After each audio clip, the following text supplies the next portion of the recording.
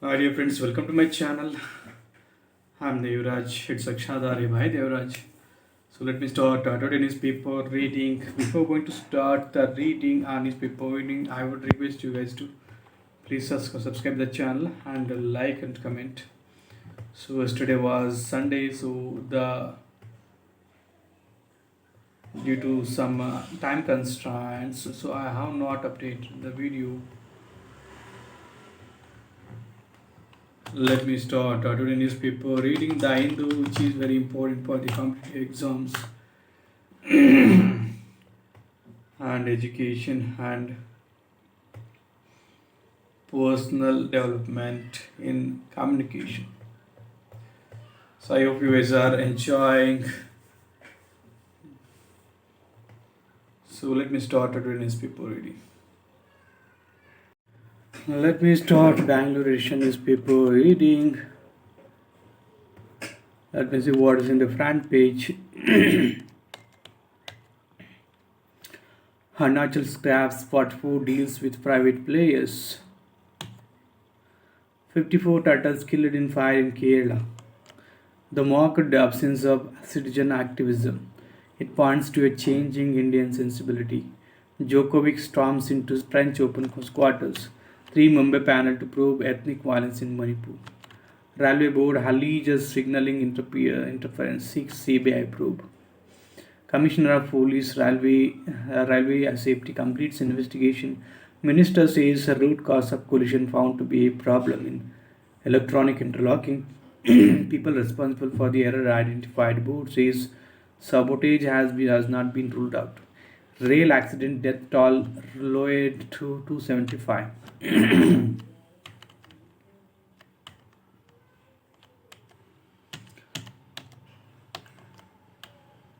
Kerala Fiber Haptic Network. Kerala's own internet to the people.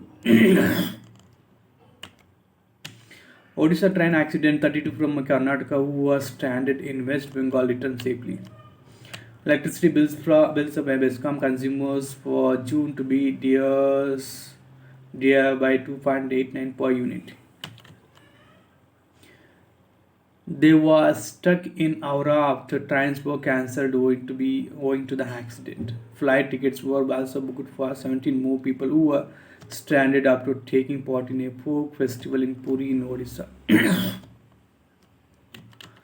Private school managements and state objected to notice on addition of sections. City companies join anti-plastic movement. These citizens have embraced a zero waste lifestyle. Hotels Association seeks permission to be open 24/7. Move to withdraw anti-cow slaughter and act triggers row. BJP set to hold its first statewide protest against the Congress government today and tomorrow. CM asks milk unions to put on hold reduction in procurement price. MB Patil condemns remarks by Sulibili. Elephant task force will be set up in Bannegat and Ramanagara Khandri. Naidu Shah meeting leads to talk on a TDP BJP alliance. CPI Maoist leader Khatakam Sudarshan passes away at 69. 56 plapshell black turtles burned to death in private land in Kasargod.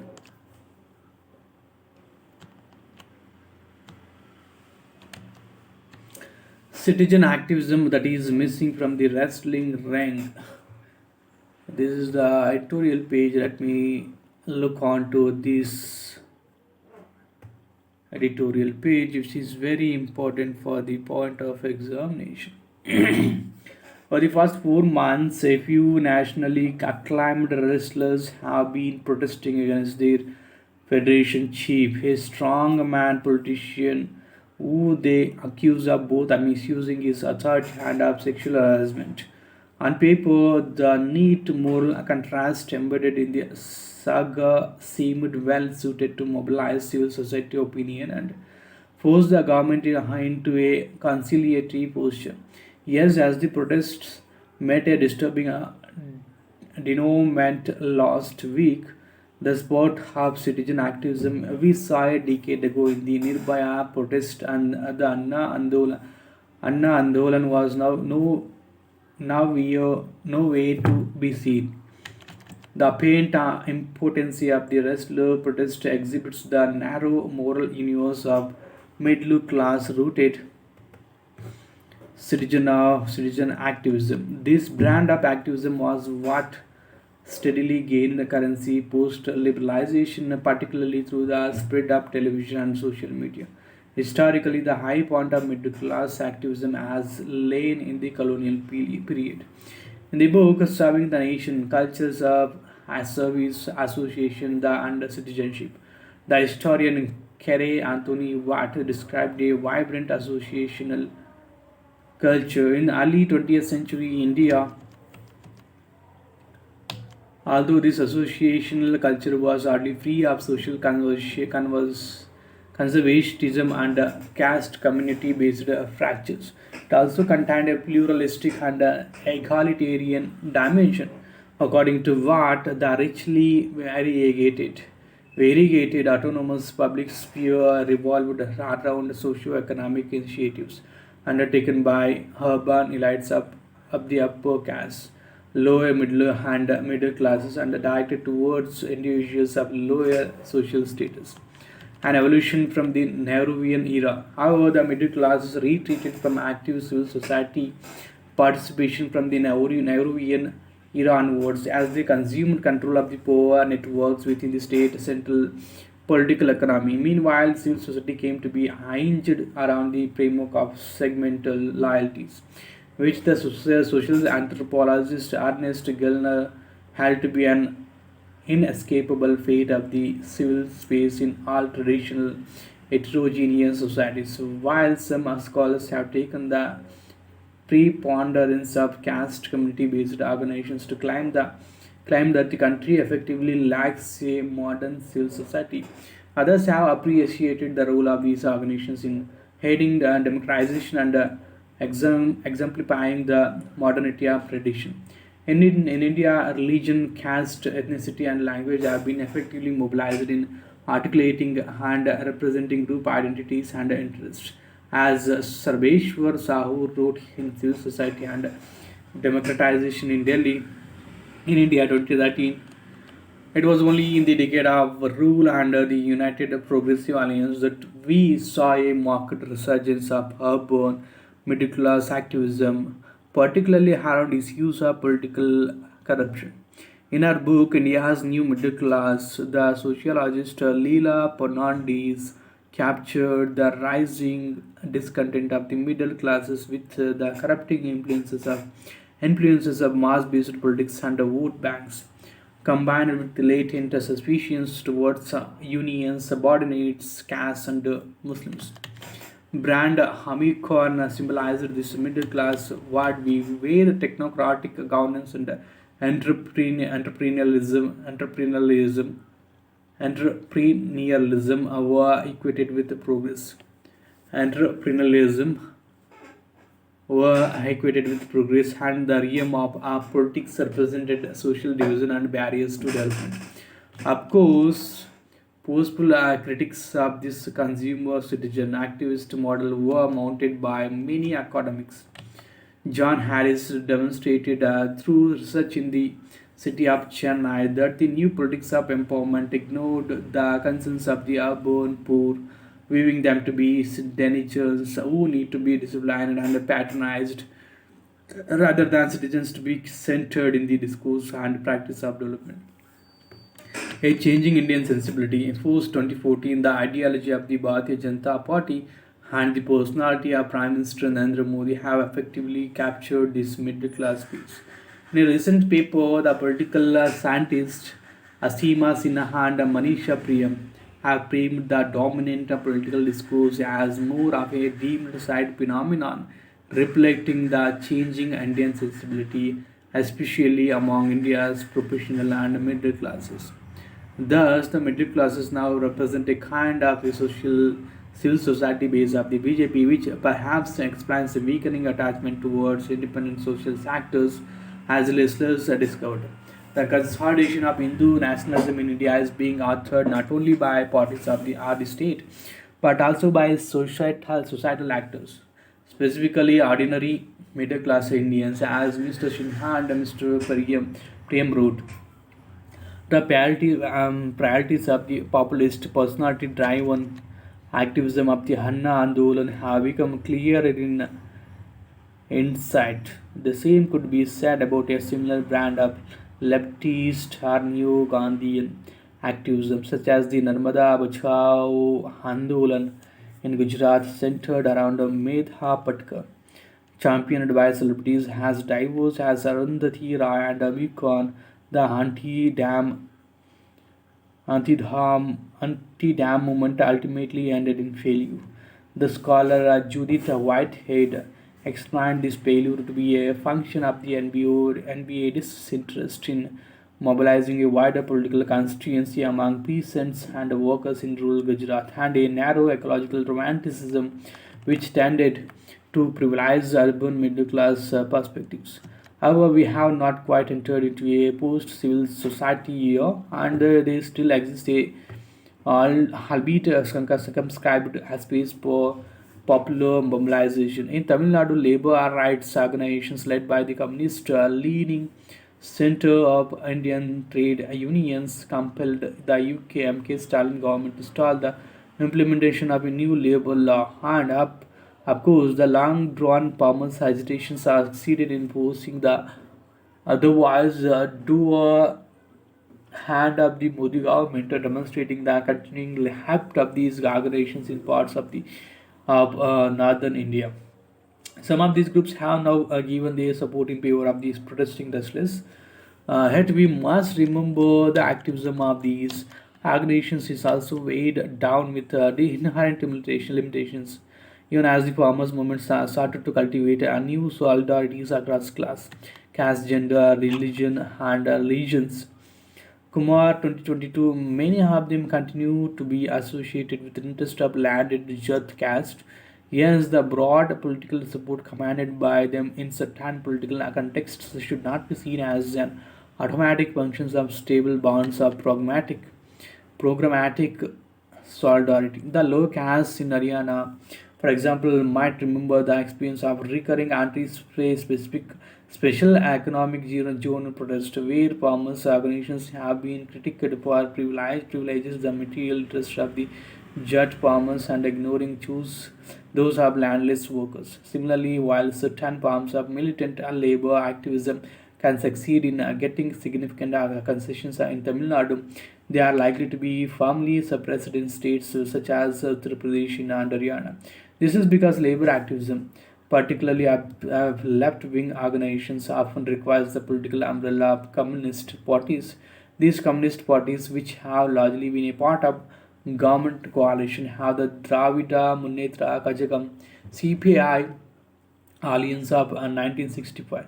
In Uttar Pradesh and Haryana, left wing labor activism has been ruthlessly put down not just by the Congress but also by the erstwhile socialist former allies. This regime continuity was immediately apparent in the Charan Singh government's fierce suppression of the 1970 communist-led agitation of landless agricultural workers, perhaps the last such a large-scale mobilization of workers in Uttar Pradesh. The state of the listless protest clarifies the need to look behind the superficial celebrity-dependent model of civil society activism. It is also a reminder that only a democratic process of building durable, pragmatic solidarities can become truly capable of transcending the social ceiling of segmental loyalties. This is about the wrestlers, which is the thing is happening in Delhi. Agitation. The Delhi Ordinance is an unabased power grab. Is a legal consultant and a visiting faculty at Ajim Premji University. In May 19 this year, the Union government promulgated an ordinance to amend the Government of National Capital Territory Delhi Act 1991 that effectively nullified the Supreme Court's judgment of May 11 on the powers over bureaucratic appointments in Delhi. After an 8 year long protracted legal battle, a five-judge constitution bench led by the Chief Justice of India, D.Y. Chandrachud, had unanimously held that the elected government of Delhi had legislative and administrative powers over services. The ordinance removes entry 41 services of the state list from the Delhi government's control and creates a national capital civil service authority consisting of the chief minister, chief secretary, and a principal secretary who to decide on service matters in Delhi. Decisions of the authority will be made through majority voting, which means that two union appointed bureaucrats could overrule the chief minister. Further, the ordinance provides that if a disagreement arises between the authority and the lieutenant governor, the decision of the LG shall prevail. The ordinance raises multiple legal and political questions regarding federalism, democracy, bureaucratic accountability, executive lawmaking, and judicial review. Several opposition parties, barring the Congress, have supported the Aam Aadmi Party government in its opposition to the ordinance. Congress leader Ajay Makin said that cooperative federalism principles don't fit Delhi since it is the national capital. In this context, it is important to examine how the ideas of federalism fit in a unique context such as Delhi. Asymmetric federalism under Delhi. The position of Delhi in India's federal constitutional scheme is not straightforward. The Supreme Court, in its May 11th verdict, had noted that the addition of Article 239AA in the Constitution accorded the National Capital Territory of Delhi SCO generis status. The court held that there is no homogeneous class of union territories and states. Rather, India's constitution has several examples of special governance arrangements which treat federal units differently from each other. It noted that the special provisions for states under Article 371 are in the nature of a symmetrical federalism made for accommodating the differences and the specific requirements of regions.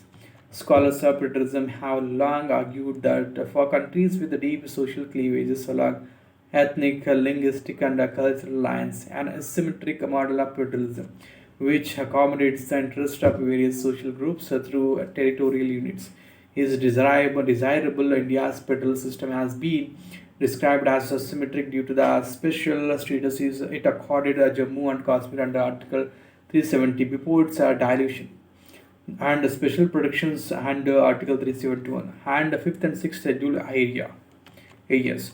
What is striking about the court's judgment is that it is used the asymmetric federalism framework to clarify the position of the NCTD in India's federal scheme. It remarked that though NCTD is not a full-fledged state, since its legislative assembly is constitutionally entrusted to legislate upon subjects in the state and a concurrent list.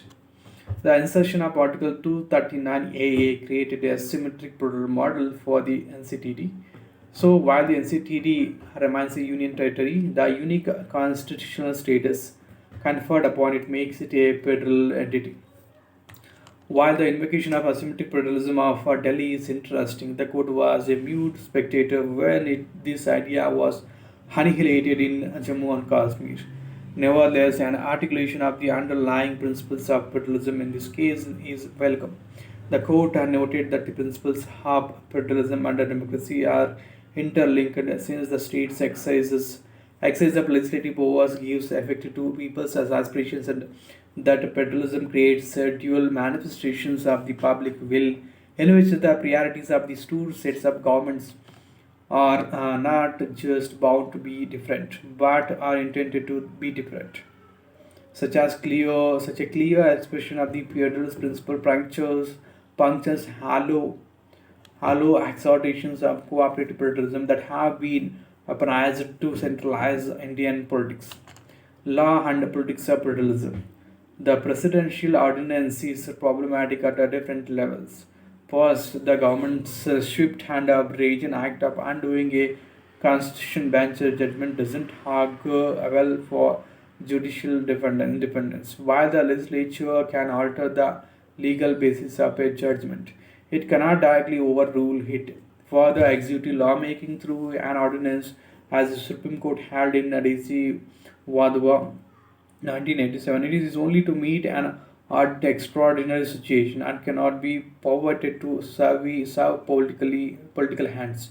Most crucially, adding an additional subject of exemption to the existing exemptions land, public order, and police of Delhi's legislative power listed in Article 239A without amending the constitution is arguably an act of constitutional subterfuge. Finally, creating a civil services authority where bureaucrats can overrule an elected chief minister destroys long established norms on bureaucratic accountability.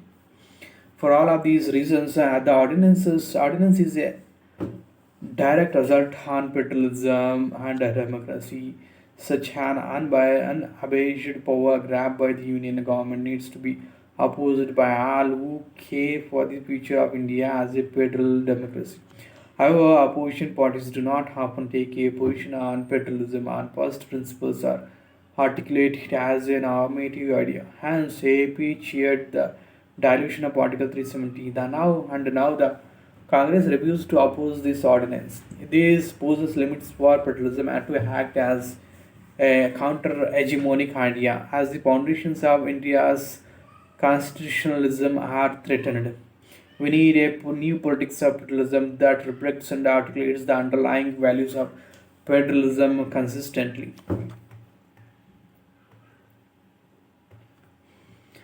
A vote for change. The Thai generals should cede power without triggering chaos. Let me go to the next page. Spay the rod and change the law. A model law lab for secular governance. Secular governance. The effects of more than 2 decades of Erdogan's rule. The deterioration in political and civil liberties and the crippling economic crisis have polarized Turkey's voters. 18% of 4,000 police arms looted in Manipur returned. Calming operation to recover arms begins tomorrow. New security grid for Manipur buffer zones created between Kuki and Maiti settlements. Naga MLAs has called to Delhi to meet Amit Shah. This harm ideas only after cancelling pact with Kuki groups. Railway board alleges signaling interference. Refugee influx into Mizoram raises security issue in state. Odisha railway accident all lowered to 275. US Defense Secretary Austin arrives in India. Mehbooba Mufti receives passport after 3 years. Fight between two ideologies on in India, just like the US Raul. Abortion meet likely to be postponed. Railway official flagged flaw in signaling system in February. Don't politicize rail accident, BJP tells opposition. Railways has to fix coupler issue that leads to a coaches detaching from engine. Congress says Modi government prioritizes publicity over rail safety, seeks Vaishnav's resignation. Party has sent a team to the accident site for an assessment of the ground situation. Injured loco pilots battle pain and false narratives. Misplaced priorities led to accident, Venugopal. Arunachal scraps 44 idle deals with private players. The developers didn't show interest in executing the project, says Deputy Chief Minister Chauna Me. The withdrawn projects will be handed over to central PSUs, he adds. Veteran Hindi and Marathi film actor Sulochana dies at 94. Bridge being built at 1,716 crore over Ganga in Bihar collapses.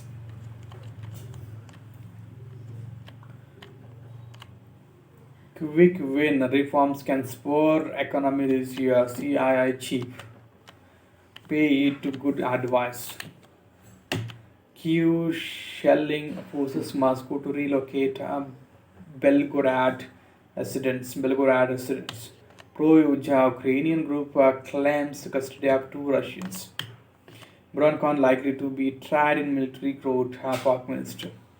They have helped spread the light. Now you can put them in the spotlight. NATO-like alliances could lead to conflict in Asia Pacific, China. I've did that in a shooting at a men's hostel in South Africa. Saudi Arabia to cut oil output by 1 million barrels per day. Keep your portfolio simple if you are investing directly.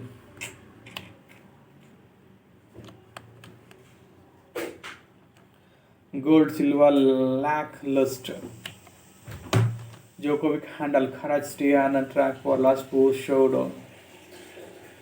In England, you never feel in but you know when to attack. SSP Jaiswal having a good time exploring London.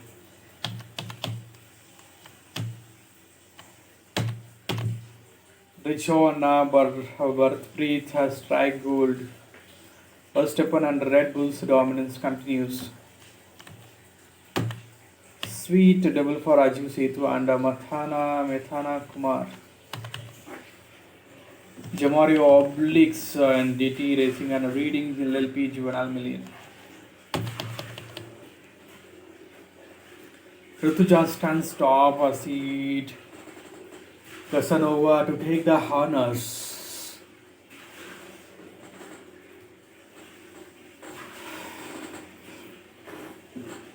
Aditi placed second in America's Open in Chelsea City.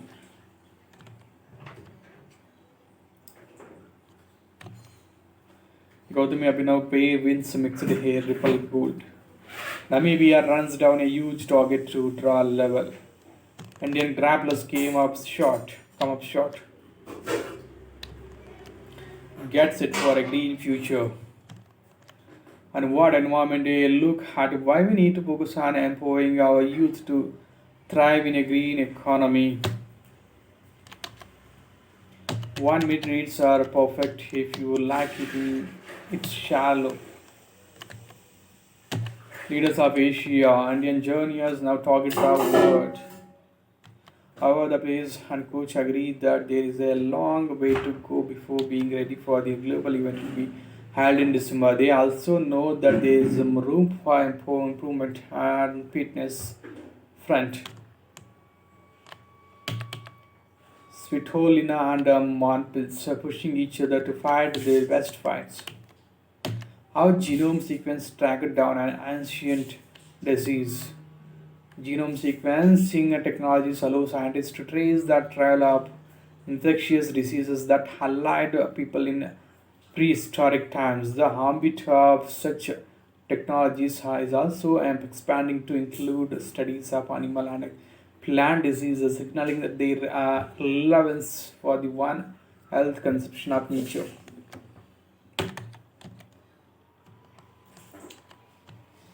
Evaporation,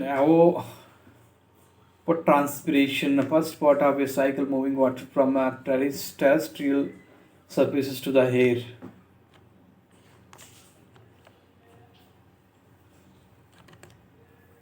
This Bangalore-based startup generates water from thin air.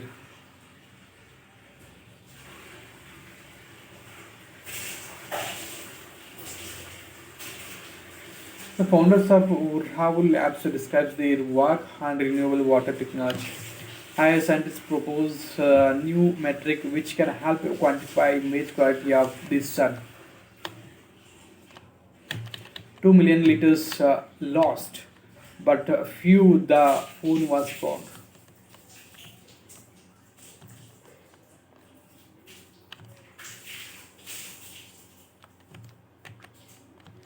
Meet the sustainability champions of Bengaluru making abstracted masterpieces. Waste view with free vision. Gomit Green. Alchemy Trans. Trunks get a second lease of life. Understanding the Kavach system. What are the silent features of the indigenously developed automatic trade protection system by the research, design, and standards organization, in which networks and routes has the system been implemented. Why does North Korea want to spy satellites?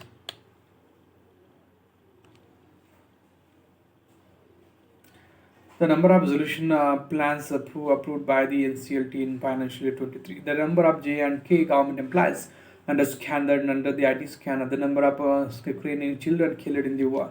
Walmart sale voting in Pune pay declines. And the expenditure of the Telangana government to provide pre-war. How the reification of caste will not lead to a true politics of change and justice. While the recognition and assertive aspect of identity politics is emancipatory, it reinforces caste. The raped individual fighting caste hegemony also was sincere, remain limited in contributing to the annihilation of caste.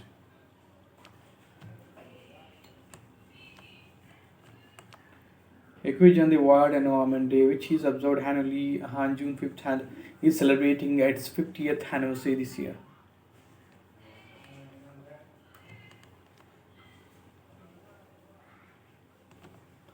When you are planning to hit the road, yes, this is the hand page, last page of the editor, the new in the paper of the replication of caste will not lead to a true politics of change and justice. Yes, read the newspaper at least 40 to 40 minutes to 2 hours to make you better in communication, guys.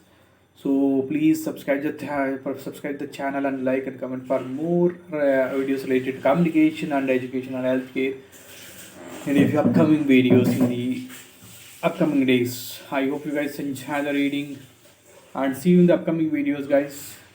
Have a great day. Bye bye. Take care.